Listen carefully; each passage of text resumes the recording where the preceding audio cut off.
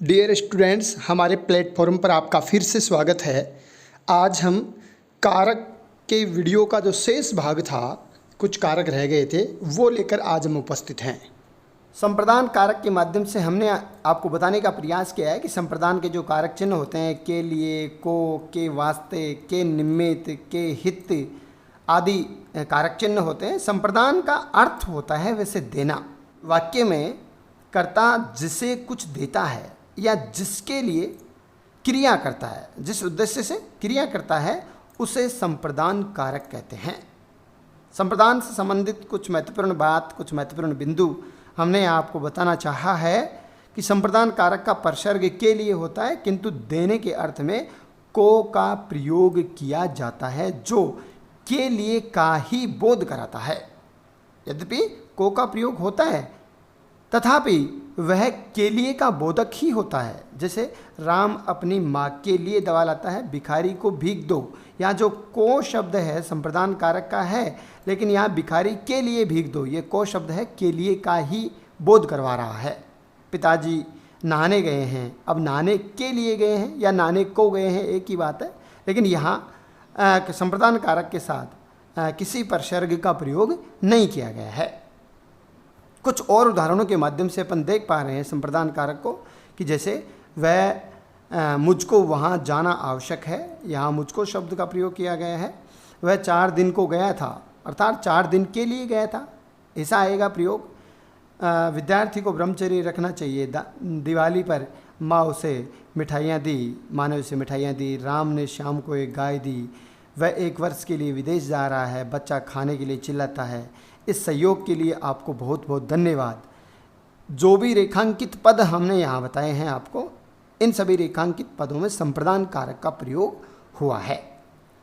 आगे संप्रदान कारक से संबंधित और एक महत्वपूर्ण बिंदु हमने बताया है कि अभिवादन, धिक्कार आदि के अर्थ में भी संप्रदान कारक का परसर्ग को लगाया जाता है।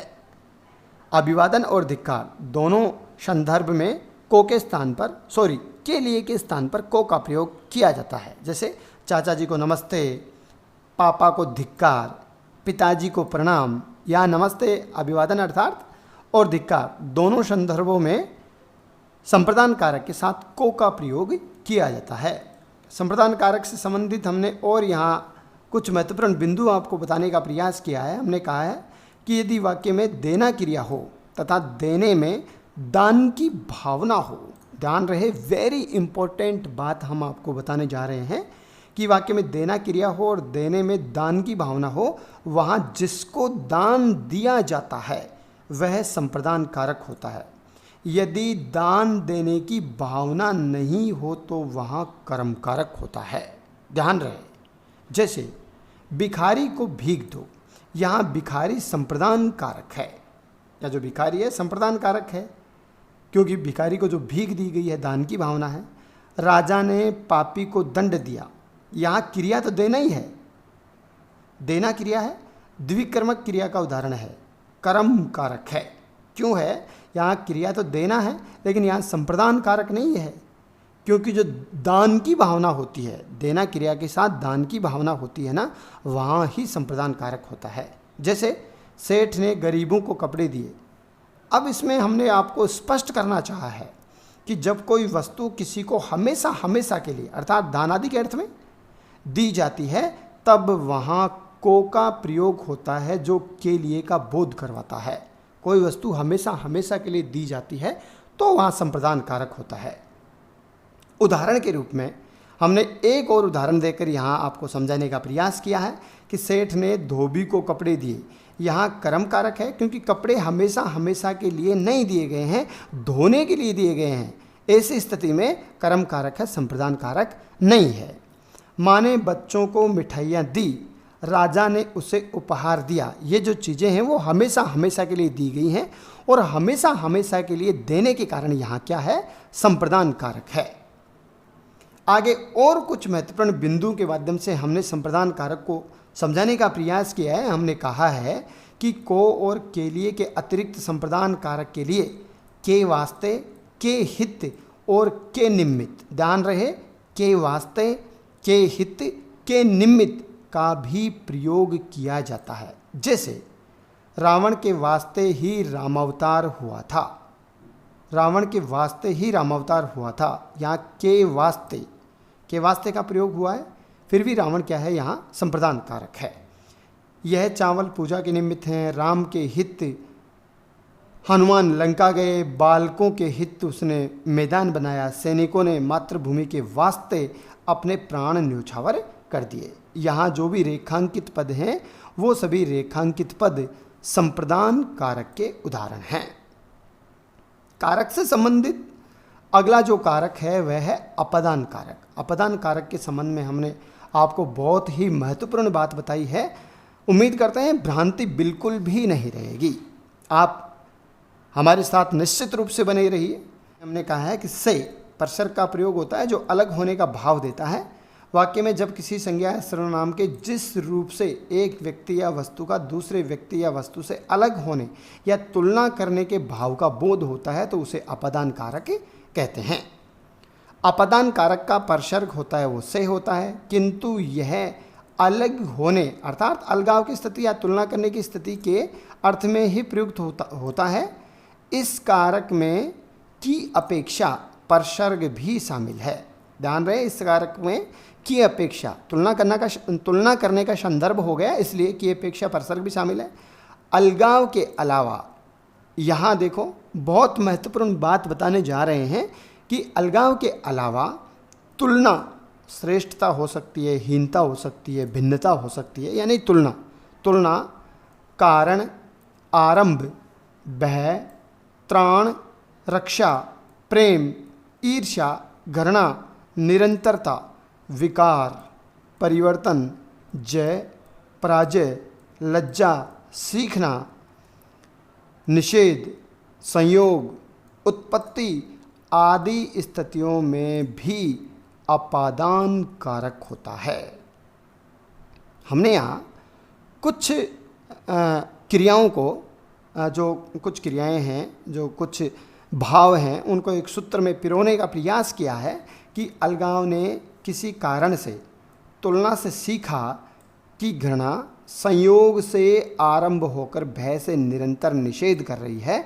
यहाँ जैसे अलगाव है, कारण है, तुलना है, सीखना है, घृणा है, संयोग है, आरंभ है, भय है, निरंतर है, निषेध है इत्यादि क्रियाओं को हमने इस सूत्र में पिरोने का प्रयास किया है। इसके अलावा और भी कुछ हैं, जैसे परिवर्तन है, विकार है, जय है, पराजय है, लज्जा है, जो उत्पत्ति है आदि जो स्थितियां हैं ये ध्यान रखने योग्य हैं। इन स्थितियों में अपादान कारक का प्रयोग ही होता है। जैसे उदाहरण के रूप में अपन बात करें, कुछ उदाहरणों के माध्यम से हमने यहाँ आपको समझाने का प्रयास किया है। हमने यहाँ कहा है कि पेड़ से पत्ता गिरता है, अलगाव होने की स्थिति है। यहाँ अलगाव होने की स्थिति में अपादान कारक है। राम जयपुर से अजमेर जाता है, बिल्कुल अलग अलग हो रही हैं स्थितियाँ। सभी दर्शकों को मैदान से बाहर निकाल दीजिए, अलग होने की स्थिति है। पतंग हाथ से छूट गई। आगे और कुछ उदाहरण देकर हमने यहाँ समझाने का प्रयास किया है कि बच्चा घोड़े से गिर गया, वह रोज़ स्कूल से भाग जाता है, वह श्याम से बुद्धिमान है, राम श्याम से श्रेष्ठ है। धन से कोई श्रेष्ठ नहीं होता, विद्या से होता है। तुलना की गई है, तुलना के संदर्भ में अपादान का कारक का प्रयोग होता है। बुद्धिमान शत्रु बुद्धिहीन मित्रों से कहीं ज़्यादा अच्छा होता है। विद्या और बुद्धि से हीन मनुष्य पशु से भी बदतर होता है। सीता की अपेक्षा गीता अधिक लंबी है, तुलना की गई है। राधा का स्वभाव सुमन के स्वभाव से भिन्न है। कौवा कोयल से भिन्न है, वह घर से आया है। मैं घर से आया हूँ, यहाँ अलग होने का भाव किया गया। यहाँ गीता की अपेक्षा सीता अच्छा गाती है, अपेक्षा की गई है, तुलना की गई है। ऐसी स्थिति में भी यहाँ अपादान कारक का प्रयोग किया गया है। या और कुछ उदाहरण के माध्यम से हमने आपको इस कारक को समझाने का प्रयास किया है कि जैसे भिखारी प्यास से व्याकुल है, आलस्य से वह परीक्षा न दे सका, वह भूख से मरा, प्रेम से उसके हृदय मोम हो गया, वह गर्मी से परेशान है। राम अपने सभी साथियों से अलग है, गंगा हिमालय से निकलती है, पुजारी कुत्ते से डरता है। भय की बात है, राम बिल्ली से बहुत डरती है, सीमा बिल्ली से बहुत डरती है, यहाँ भय का भाव है। आम जनता पुलिस से भयभीत है। मुझे शेर से बचाओ, महाराणा प्रताप ने मुगलों से मेवाड़ की रक्षा की। हमें दूसरों से ईर्ष्या नहीं करनी चाहिए, दुर्जनों से सभी घृणा करते हैं। और कुछ उदाहरण हमने यहाँ दिए हैं ताकि आपका जो टॉपिक है, जो अपदान जो कारक है, वह बिल्कुल क्लियर हो जाए। जैसे और उदाहरणों के माध्यम से हमने बताना चाहा है, हमने कहा है कि जैसे दुर्जनों से सभी घृणा करते हैं, उसे गंदगी से बहुत घृणा है, वह एक आंख से काना है, गोपाल एक पैर से लंगड़ा है। यहाँ अपंगता की बात की गई है। बच्चों ने अशोक जी से व्याकरण सीखा, यहाँ सीखने की बात की गई है। घर से बाहर मत निकलो, नदी सागर से मिलती है, मिलने की बात है, संयोग की बात है। वह प्राध्यापक से प्रधानाचार्य बन गया। सीता मुझसे लज्जाती है, लज्जा का भाव है, वह ससुर से शर्माती है। दया से उसका हृदय मोम हो गया, आलस्य से वह समय पर न आ सका। वह ऐसे गिरा मानो आकाश से तारे। धर्म से हीन व्यक्ति राक्षस होता है, वह नज़रों से ऐसे गिरा जैसे पेड़ से पत्ते। अभी भी मझधार से किनारा परे है। और कुछ उदाहरणों के माध्यम से इस कारक को हमने आपको समझाने का प्रयास किया है। अभी भी गरीबों से दिल्ली दूर है। हमने इस कारक से संबंधित, अपदान कारक से संबंधित कुछ और नियम निर्धारण किए हैं, कुछ और महत्वपूर्ण बिंदु हमने आपको बताए हैं। आप गौर कर रहे हैं अगले बिंदु की ओर। तो हमने कहा है कि कभी कभी से के स्थान पर को भी आता है जो से का ही भाव देता है। जैसे सज्जनों को सभी प्रेम करते हैं, यहाँ को शब्द जरूर आया है लेकिन ये भाव है, ये से के अर्थ में ही है। सज्जनों से सभी प्रेम करते हैं। वह चंपा को प्रेम करता है, अर्थात चंपा से प्रेम करता है। पिता पुत्र को स्नेह करता है, पुत्र से स्नेह करता है। यहाँ को आकर भी से का ही अर्थ दे रहा है, अर्थात अपदान जो कारक है उसके उदाहरण यहाँ दिए गए हैं। आगे और कुछ महत्वपूर्ण बिंदु हमने आपको बताए हैं। हमने कहा है कि पहचान सूचक या जो प्रकृति सूचक उपादान के साथ भी से परसर्ग का प्रयोग किया जाता है। जैसे उसने विधि विधान से कार्यभार संभाला। जो पहचान सूचक या जो प्रकृति सूचक उपादान है उनके साथ भी से का प्रयोग होता है। अपदान कारक का जो परसर्ग है से उसका प्रयोग होता है। जैसे वह स्वभाव से सज्जन है, वह वेशभूषा से डाकू सा लगता है, मैं गोत्र से जादम हूँ। वह जटा से सन्यासी लगता है, वह वस्त्रों से कुलीन व्यक्ति प्रतीत होता है। अशोक चक्कर से तिरंगा भारत का राष्ट्रीय ध्वज लगता है। यहाँ जो प्रकृति सूचक और जो पहचान सूचक जो उपादान हैं, पहचान सूचक जो चिन्ह हैं, उनके साथ भी से परसर्ग का प्रयोग होता है जो भाव अपदान कारक का देता है। यहाँ अगले बिंदु की तरफ अपन गौर कर रहे हैं। अगले बिंदु के माध्यम से हमने बताना चाहा है कि काल, स्थान, अवस्था आदि की दूरी बताने के लिए प्रारंभिक स्थिति के साथ से परसर्ग का प्रयोग किया जाता है। काल, स्थान, अवस्था आदि की दूरी बताने के लिए। जैसे मैं जन्म से विद्वान हूँ, वह जन्म से मृत्यु पर्यंत हिंदी पढ़ाता रहा। वह आज से 5 साल पहले भी व्याख्याता था। आज से कितने दिन बाद आप आओगे। वह 1 वर्ष से कोमा में है। यहाँ से वहाँ तक खोद डाला, सोना कहीं नहीं निकला। यहाँ जो प्रारंभिक हैं, स्थान, अवस्था या काल जिनके साथ से का प्रयोग हुआ है, रेखांकित पद हैं, वहाँ प्रारंभिक स्थिति के कारण वहाँ से का प्रयोग हुआ है जो अपादान कारक का ही सूचक है। यहाँ कुछ और महत्वपूर्ण बिंदुओं के माध्यम से हमने आपको यहाँ समझाने का प्रयास किया है अपादान कारक को। हमने कहा है कि विभाग में से का प्रयोग अपादान के लिए होता है। जैसे वायुयान ऐसे गिरा जैसे आकाश से पिंड। यहाँ जो आकाश से है ये अलग होने की स्थिति है, तो अपादान कारक का प्रयोग यहाँ पर हुआ है विभाग के अर्थ में। वह नज़रों से ऐसे गिरा जैसे पेड़ से पत्ते, यहाँ अपादान कारक का उदाहरण है ये। हमने और कुछ बताने का प्रयास किया है यहाँ कि हिंदी के कुछ व्याकरण क्रिया की रीति बताने में भी कारक ही मानते हैं। जैसे जबकि हमारी दृष्टि में उसे कारक मानना तर्क संगत नहीं है। हमने यहाँ एक खास बात बताई है क्या कि हिंदी के जो कुछ व्याकरण है वो क्रिया की रीति बताने में भी कारक ही मानते हैं, जबकि हमारी दृष्टि में उसे कारक मानना तर्कसंगत नहीं है, क्योंकि कारक प्रायः विकारी शब्दों में ही होता है। क्योंकि कारक होता है वह प्राय विकारी शब्दों में ही होता है। जैसे धीरे से बोलो, यहाँ कारक न होकर क्रिया विशेषण है। ध्यान रहे, धीरे से बोलो शब्द में कुछ व्याकरण है, यहाँ कारक बताने का प्रयास किया है उन्होंने ऐसे वाक्यों में, जबकि वास्तविकता यह है कि ऐसे वाक्यों में कारक नहीं है, क्रिया विशेषण है। जैसे तेजी से चलो या तेज चलो, यहाँ कारक न होकर क्रिया विशेषण है। हमने एक खास बात यहाँ बताने का प्रयास किया है कि से परसर्ग का भ्रम, से परसर्ग मुख्यतः करण और अपादान दोनों कारकों का है, किंतु इनके प्रयोग में बहुत भिन्नता है। जहाँ करण कारक का से माध्यम या साधन के लिए प्रयुक्त होता है, वहीं अपादान का से प्राय अलगाव के लिए प्रयुक्त होता है। जैसे वह पुस्तक से पढ़ता है, यहाँ साधन का आभास होता है तो करण कारक है, और उसके हाथ से पुस्तक गिर गई तो हाथ से अलग होने की स्थिति बनी है, तो ऐसी स्थिति में यह अपादान कारक का उदाहरण है। उम्मीद करते हैं आपको अपादान कारक से संबंधित आज तक जो भ्रांतियां बनी हुई हैं वो सभी भ्रांतियां दूर हो गई होंगी। अपन चलते हैं अगले कारक की ओर। जो अगला कारक है वह है संबंध कारक। हमने संबंध कारक के बारे में आपको बताया है कि का, के, की, रा, रे, री, ना, ने, नी ये इनके परसर्ग हैं। वाक्य में जब किसी संज्ञा या सर्वनाम का अन्य किसी संज्ञा या सर्वनाम से संबंध हो उसे संबंध कारक कहते हैं। संबंध कारक के संबंध में हमने कुछ इम्पोर्टेंट बातें आपको बताना चाहा है। वैसे तो संस्कृत में संबंध और संबोधन को कारक नहीं माना गया है, क्योंकि इनका क्रिया से सीधा कोई संबंध नहीं होता है। यथा दशरथ के पुत्र राम ने रावण का वध कर दिया, यहाँ हम देखते हैं कि दशरथ का क्रिया से कोई संबंध नहीं है, फिर भी सूक्ष्मता से विचार करने पर तथा परंपरागत रूप से संबंध को कारक के भेदों में गिना जाता है। और हमने एक बात यहाँ आपको बताना चाहिए है जो वेरी इंपॉर्टेंट है। हमने कहा है आपको कि हालांकि संबंध कारक का सीधा क्रिया से संबंध नहीं होता, फिर भी संबंध के माध्यम से तो उसका संबंध क्रिया से रहता ही है। क्रिया को स्पष्ट करने और उसे वैशिष्ट्य प्रदान करने में संबंध कारक का बहुत बड़ा योगदान रहता है।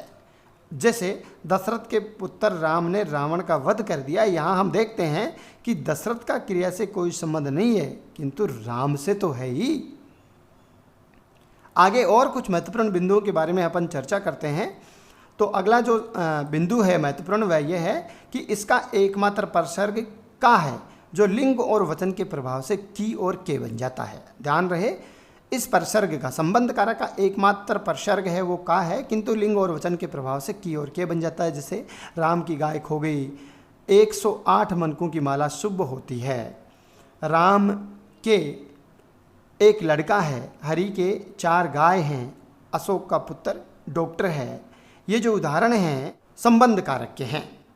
यहाँ आपको स्पष्ट करना चाहा है कि जब सर्वनाम पर संबंध कारक का प्रभाव पड़ता है तो इसके परसर्ग ना, ने, नी, रा, रे, री हो जाते हैं। उदाहरण के माध्यम से अपना कार्य स्वयं करें, तुम्हारी सोने की अंगूठी दिखाना, तुम्हारा चश्मा यहाँ रखा है, हमारा मकान बन चुका है, हमारे नोट्स किसी से कम नहीं हैं, मैं तो अपनी पुस्तक पढ़ रहा हूँ, ये जो सभी रेखांकित पद हैं ये संबंध कारक के उदाहरण हैं। संबंध कारक के कुछ और बिंदु हमने आपको बताने का प्रयास किया है। संबंध कारक के जो परसर्ग हैं उनका ध्यान से प्रयोग करना चाहिए। कभी कभी अर्थभेद भी हो जाता है। जैसे उसके मामा नहीं हैं, यानी मामा है ही नहीं, और उसका मामा नहीं है, यानी दूसरे का मामा है उसका नहीं है। आगे अपन बात करें अधिकरण कारक की। अधिकरण कारक के माध्यम से हमने आपको बताना चाहा है कि अधिकरण कारक के परसर्ग में, पर, सुनने मतलब होते हैं वाक्य में प्रयुक्त संज्ञा या सर्वनाम के जिस रूप से क्रिया के आधार यानी क्रिया के होने के स्थान या काल, क्रिया के होने के स्थान या काल आधार का बोध होता है उसे अधिकरण कारक कहते हैं। कर्ता की क्रिया के व्यापार का कोई न कोई स्थल तो होता ही है, वही वास्तव में कर्ता का आधार होता है, इसलिए आधार को अधिकरण कहते हैं। अधिकरण कारक के बारे में हमने एक बहुत इंपॉर्टेंट बिंदु आपको यहाँ बताया है कि अधिकरण कारक के परसर्ग में, पर होते हैं। इस कारक में के नीचे, के ऊपर, के भीतर, की ओर, के सामने, के बाहर, के चारों ओर, के परे आदि परसर्ग भी सम्मिलित हैं। यहाँ सुनने का तात्पर्य है परसर्ग रहित, अर्थात कभी कभी अधिकरण कारक के साथ परसर्ग नहीं आता है। कुछ उदाहरणों के माध्यम से हमने यहाँ इस कारक को आपको समझाने का प्रयास किया है कि जैसे पक्षी आकाश में उड़ रहे हैं, पुस्तक मेज पर रखी है, मुझे आप पर विश्वास है, माँ की पुत्र पर ममता थी, राम ने विभीषण के सामने रावण को मारा। यहाँ अपराधियों ने गांव के बाहर डेरा डाल लिया। अतीत में भारत सोने की चिड़िया था। इतिहास में मेरी रुचि नहीं है। युद्ध देश के भीतर चल रहा है, बच्चे छत के ऊपर खेल रहे हैं, मुसाफिर पेड़ तले बैठा है, बंदर पेड़ के नीचे उछल रहे हैं, तूफान राजस्थान की ओर बढ़ रहा है, नौकर सांप के पास पहुंचा, युद्धाभ्यास शहर के परे चल रहा है, खेत के चारों ओर तारबंदी की गई। इन सभी उदाहरणों में जो रेखांकित पद हैं वो अधिकरण कारक के हैं। अपराधियों ने गांव के बाहर डेरा डाल लिया। अब के बाहर शब्द है, ये जो हैं अधिकरण कारक के ही कारक चिन्ह के रूप में यहाँ प्रयुक्त हुए हैं। इस कारण यहाँ गांव शब्द है वह अधिकरण कारक का है। आगे अपन कुछ और उदाहरणों के माध्यम से इसको समझने का प्रयास करते हैं। हमने कहा है कि लक्ष्मण ने हवा में तीर चलाया। कवियों में कबीरदास और कूटनीति में चाणक्य श्रेष्ठ हैं। भारत के उत्तर में हिमालय है, मछलियाँ जल में रहती हैं। अशोक हिंदी में पारंगत है, प्रमोद गणित में मंद है, वह घर घर भीख मांगता है। अब देखो यहाँ घर घर शब्द, इसके साथ अधिकरण कारक का परसर्ग में का प्रयोग नहीं हुआ है, फिर भी यहाँ अधिकरण कारक है। वह ऑफिस नहीं गया है, ऑफिस के साथ परसर्ग का प्रयोग नहीं हुआ है, फिर भी अधिकरण कारक है। चिड़िया हाथ ना आई, उस जगह आज भजन संध्या होगी, भगवान करे हमारे घर लड़की हो। ये जो रेखांकित पद हैं यहाँ अधिकरण कारक का प्रयोग हुआ है। ये जो घर है इसके साथ परसर्ग का प्रयोग नहीं हुआ है, फिर भी घर शब्द में अधिकरण कारक का प्रयोग हुआ है। कुछ और महत्वपूर्ण बिंदुओं के माध्यम से अधिकरण कारक को हमने यहाँ समझाने का प्रयास किया है और हमने यहाँ बताना चाहा है कि पूर्वकालिक क्रिया के अर्थ में कभी कभी से का प्रयोग होता है जो अधिकरण कारक के परसर्ग का काम करता है। जैसे उसने पेड़ से पत्थर बरसाए, यहाँ से शब्द पर चढ़कर का सूचक अर्थ है। यहाँ जो से शब्द है, उसने पेड़ से पत्थर बरसाए अर्थात उसने पेड़ पर चढ़कर पत्थर बरसाए, तो यहाँ पेड़ पर चढ़कर है, पूर्वकालिक क्रिया है। ऐसी स्थिति में यहाँ जो से शब्द है वह अधिकरण कारक का सूचक है। महल से देखो, सारा शहर दिख जाएगा। यहाँ महल से देखने का तात्पर्य यही है कि महल पर चढ़कर देखो। यहाँ जो से शब्द है वह परसर्ग का ही काम कर रहा है, इस कारण यहाँ अधिकरण कारक है। आगे हमने एक खास बिंदु के माध्यम से बताया है कि जब कोई क्रिया ही क्रिया के आधार का काम करे तब वहाँ भावाधिकरण होता है। जब कोई क्रिया ही क्रिया के आधार का काम करे, जैसे जयंत पढ़ने में तेज है, सत्यम खेलने में तेज है, तो यहाँ पढ़ना और खेलना है वो अधिकरण कारक के सूचक हैं। आगे अगले बिंदु में हमने आपको बताने का प्रयास किया है कि समय निर्देशन में अधिकरण के लिए को परसर्ग का प्रयोग होता है। समय निर्देशन में अधिकरण के लिए को परसर्ग का प्रयोग होता है। जैसे आज रात को वर्षा होगी, जो यहाँ जो सूचक है वह रात में वर्षा होगी। समय निर्देशन के लिए को परसर्ग का प्रयोग होता है जो वास्तव में में का भाव ही देता है लगभग। चांद रात में निकलता है, यहाँ चांद रात को निकलता है ही भी कह सकते हैं। मैं रविवार को आऊँगा, वह 11 जुलाई को विवाह में जाएगा, मेरा जन्मदिन 3 अगस्त को पड़ता है। ये जो रेखांकित पद हैं, इन सभी रेखांकित पदों में समय निर्देशन के कारण अधिकरण कारक है वो प्रयुक्त हुआ है। अधिकरण कारक के बारे में हमने और एक महत्वपूर्ण बिंदु के माध्यम से आपको समझाने का प्रयास किया है कि वस्तुओं के भाव इत्यादि बताने में मूल्य के साथ में परसर्ग का प्रयोग किया जाता है, किंतु प्रति के योग में अथवा संख्या के अभाव में परसर्ग का प्रयोग नहीं किया जाता है। जैसे आजकल नेता लोग रुपयों में बिकते हैं, उसने 100 रुपये में अपनी इज्जत बेच दी, 50 रुपये में 1 किलो दूध मिलता है। अगर यही वाक्य ऐसे हो 50 रुपये का 1 किलो दूध मिलता है तो संबंध कारक होगा। ध्यान रहे 50 रुपये में 1 किलो दूध मिलता है तो यहाँ अधिकरण कारक है, लेकिन अगर वाक्य ऐसा हो 50 रुपये का 1 किलो दूध मिलता है तो वहाँ संबंध कारक होगा। 40 रुपये किलो चीनी मिलती है, यहाँ अधिकरण कारक का प्रसर्ग में प्रयुक्त नहीं हुआ है, फिर भी यहाँ अधिकरण कारक का प्रयोग हुआ है, अर्थात जो रेखांकित पद हैं वो अधिकरण कारक के हैं। आगे अपन अगले कारक की बात करें तो वह है संबोधन कारक। संबोधन कारक के माध्यम से हमने बताना चाहा है कि कारक चिन्ह है हे ओ अरे है, जिस संज्ञा पद में किसी को पुकारने, सावधान करने अथवा संबोधित करने का बोध हो उसे संबोधन कारक कहते हैं। हमने बताना चाहा है यहाँ कि संबोधन प्रायः कर्ता का ही होता है, इसलिए संस्कृत में संबोधन को स्वतंत्र कारक नहीं माना गया है। सर्वनामों का कोई संबोधन नहीं होता, सिर्फ संज्ञा पदों का ही होता है। वेरी इंपॉर्टेंट बात है, सर्वनामों का कोई संबोधन नहीं होता है। आगे हमने और एक महत्वपूर्ण बात बताई है, संबोधन कारक के परसर्ग हे ओ अरे होते हैं। संबोधन कारक के बाद संबोधक चिन्ह जो विस्मयादि बोधक चिन्ह की तरह ही होता है लगाया जाता है। उदाहरण के माध्यम से हमने यहाँ बताना चाहा है, जैसे हे प्रभु रक्षा करो, यहाँ जो हे प्रभु के बाद में जो विस्मयादि बोधक चिन्ह लगा है, संबोधन चिन्ह लगा है, भाइयों और बहनों मेरा अभिवादन स्वीकार करें, अरे मोहन यहाँ आओ, बच्चों धूप में कोई बाहर मत जाना। यहाँ जो रेखांकित पद हैं वो संबोधन कारक के परसर्ग के रूप में संबोधन कारक के उदाहरण हैं।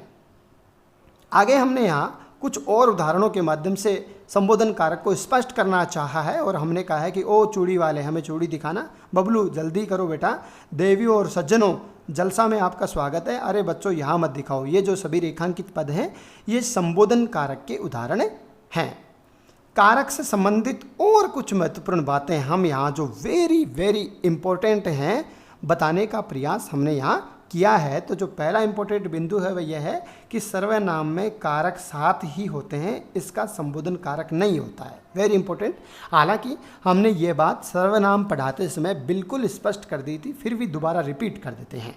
आगे संबोधन कारक में बहुवचन रूपों ओ यो लगता है, जैसे बच्चों, लड़कों, साथियों आदि, किंतु कर्ता कारक में यह ओ यों लगता है, जैसे बच्चों ने, लड़कों ने, साथियों ने। ध्यान रहे संबोधन की स्थिति में ऊपर अनुस्वार नहीं लगता है और कर्ता कारक की स्थिति में अनुस्वार लगता है। और एक खास इंपॉर्टेंट बिंदु हमने यहाँ बताना चाहा है, हमने कहा है कि यह हमेशा ध्यान रखना चाहिए कि कारक हमेशा परसर्ग से पहले आता है। ध्यान रखना चाहिए कि कारक हमेशा परसर्ग से पहले आता है, संबोधन कारक को छोड़कर। वाक्य में परसर्ग नहीं होने पर परसर्ग की मन में कल्पना करके कारक बताया जाता है। यथा जैसे उसने आंखों देखा हाल सुनाया, यहाँ ने कर्ता कारक का परसर्ग है, अतः उस कर्ता कारक है, न कि उसने। ध्यान रहे उस है यहाँ कर्ता कारक है, न कि उसने। ने तो परसर्ग है, यहाँ आँखों के बाद कोई परसर्ग नहीं है, किंतु मन में कल्पना करने पर आँखों से आता है, अतः आँखों पद में करण कारक है। आगे हमने वेरी इंपॉर्टेंट बिंदु बताया है कि परसर्गों को शब्दों से मिलाकर नहीं लिखना चाहिए। ध्यान रहे परसर्गों को शब्दों से मिलाकर नहीं लिखना चाहिए, लेकिन यह जो सर्वनाम होते हैं, सर्वनाम में हमेशा परसर्ग मिलाकर लिखे जाते हैं। हमने यहाँ वेरी इंपॉर्टेंट बात बताई है कि कारक प्रकरण में कर्ता के पश्चात क्रिया के साथ यदि किसी का सबसे ज़्यादा संबंध है तो वह कर्म का है। सबसे पहले संबंध होता है वो कर्ता का होता है और उसके बाद में कर्म का होता है। हमने और महत्वपूर्ण बिंदुओं के माध्यम से बताने का प्रयास किया है। यहाँ हमने कहा है कि जिस प्रकार करण का सीधा संबंध कर्ता से होता है, उसी प्रकार संप्रदान का सीधा संबंध कर्म से होता है। ध्यान रहे वेरी इंपॉर्टेंट बात हमने यहाँ बताई है कि जिस प्रकार करण कारक का सीधा संबंध कर्ता से होता है, करण का सीधा संबंध कर्ता से होता है, उसी प्रकार संप्रदान का सीधा संबंध किससे होता है? कर्म से होता है। और कुछ बातें हमने बताई हैं। ध्यान रहे परसर्ग जब विकारी प्रायः संज्ञा सर्वनाम शब्दों के साथ लगते हैं तब ही विकारी शब्द कारक माने जाते हैं। वेरी वेरी वेरी इंपॉर्टेंट बात है। ध्यान रहे कि परसर्ग जब विकारी शब्दों के साथ लगते हैं ना, तब ही विकारी शब्द कारक माने जाते हैं, अन्यथा अन्य स्थिति में नहीं माने जाते। कभी कभी विकारी भी कारक नहीं होते हैं, जैसे प्रेम से बोलो, जय माता दी। यहाँ परसर्ग से के पहले प्रेम शब्द संज्ञा है, इसलिए कारक होगा। और कौन सा होगा? अपादान कारक होगा। लेकिन जोर से बोलो, जय माता दी, यहाँ परसर्ग से के पहले जोर शब्द क्रिया विशेषण है, इसलिए कारक ही नहीं हो सकता। कुछ लेखकों ने कारक बताया है जो हमारे विचार से या फिर कारक की परिभाषा की दृष्टि से तर्कसंगत नहीं है। हमारे विचार से यह क्रिया विशेषण है, कारक नहीं है। लड़का नहाने के लिए गया है, यहाँ संप्रदान कारक है। लेकिन चिड़िया धोती समेत उड़ गई, कारक नहीं है, संबंध बोधक अव्यय है। चिड़िया धोती समेत उड़ गई, यहाँ जो धोती शब्द है कारक नहीं होके संबंध बोधक अव्यय है। जैसे राम जयपुर जाता है, यहाँ कारक नहीं है, क्रिया विशेषण है। खुशी से रहो, यहाँ कारक नहीं है, क्रिया विशेषण है। वह भय से कंपकपा रहा था, यहाँ यह जो उदाहरण है यह कर्ण कारक का उदाहरण है। वह बिल्ली से डरती है, यह अपादान कारक का उदाहरण है। वह भय से कंपकपा रहा था, यह कर्ण कारक का उदाहरण है। वह बिल्ली से डरती है, ये अपादान कारक का उदाहरण है। आप भाव समझ गए होंगे। यहाँ जो साधन था वह भय था, लेकिन यहाँ साधन नहीं है, भय की भावना हो रही है, और भय की भावना हो रही है तो अपादान कारक होता है। भय की स्थिति में अपादान कारक होता है, लेकिन ऊपर वाले वाक्य में भय को साधन दिखाया गया है, इस कारण करण कारक है।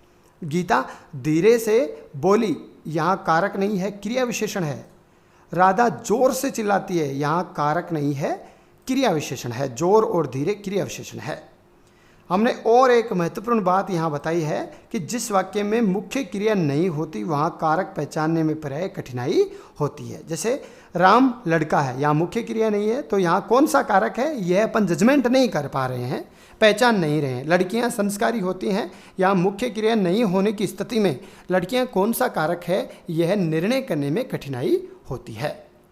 उम्मीद करते हैं स्टूडेंट्स कारक से संबंधित शायद अब आपको कोई भी भ्रम नहीं होगा। धन्यवाद।